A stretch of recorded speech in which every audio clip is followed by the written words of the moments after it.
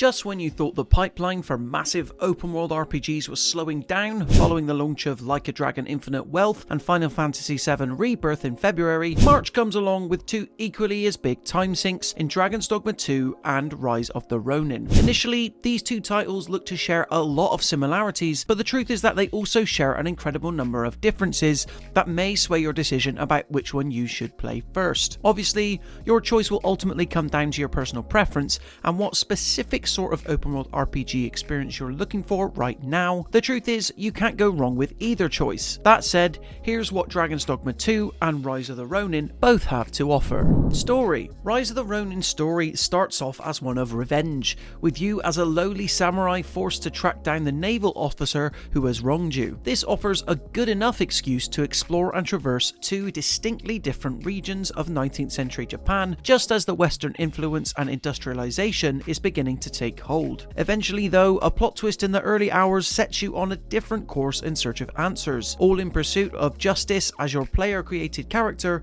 is forced to decide between being for or against the ongoing Tokugawa shogunate takeover. By comparison, the narrative in Dragon's Dogma 2 adheres much more closely to the classic Chosen One storytelling arc popular in a lot of heroic tales. You play as a character known simply as the Arisen, charged with bringing peace back between the geopolitical conflict occurring between all the world's different races by defeating the dragon who steals your heart at the beginning of the game. If that sounds incredibly similar to the plot of the first Dragon's Dogma, you'd be right. That said, taking place in a parallel universe makes land ripe for new exploration. The good news is that both Dragon's Dogma 2 and Rise of the Ronin stories offer a lot of freedom, letting your central character grow as they develop and learn more about their place in the world. If pure fantasy is your thing, Dragon's Dogma 2 is the way to go, while Rise of the Ronin's fairly grounded roots during Japan's Edo period should tickle the fancy of any historical enthusiasts. Combat. Both Dragon's Dogma 2 and Rise of the Ronin play very differently when compared to other open world games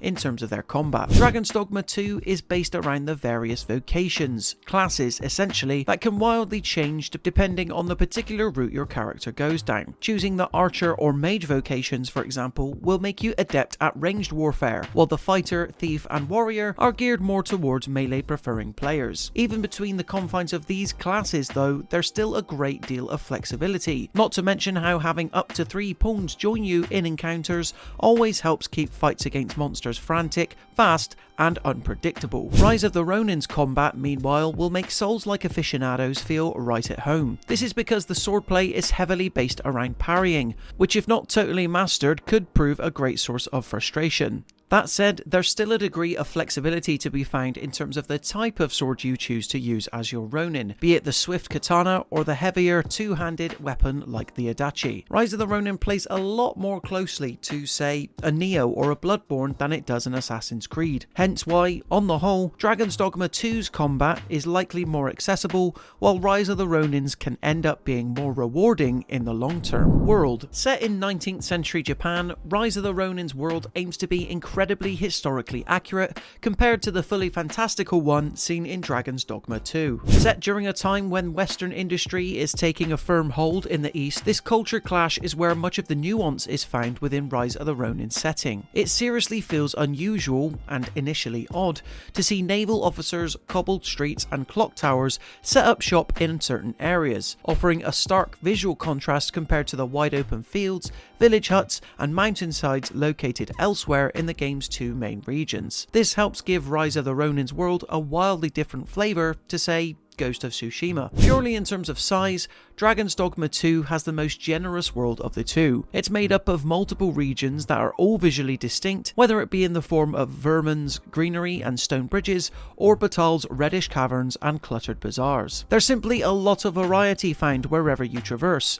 and when you consider that the ability to climb onto every enemy potentially means viewing the sights below from the back of a high-flying dragon or drake, its ability to make you feel ant-sized is never dull. gold. Rise of the Ronin's world keeps you mostly at ground level by comparison, but does have the benefit of letting you equip a glider, a la The Legend of Zelda Breath of the Wild. Overall, there's a lot to love about both worlds in Rise of the Ronin and Dragon's Dogma 2. Having said that though, it's the latter that opens up to you gradually and most surprisingly, with Team Ninja's Samurai Simulator hewing much more closely to a list of predetermined tasks and objectives that will rarely see you veer off the intended path. If you're more of an experimental player craving an emergent world, go for Dragon's Dogma 2, but if you're in the mood for something historically intriguing but more straightforward, Rise of the Ronin has your back.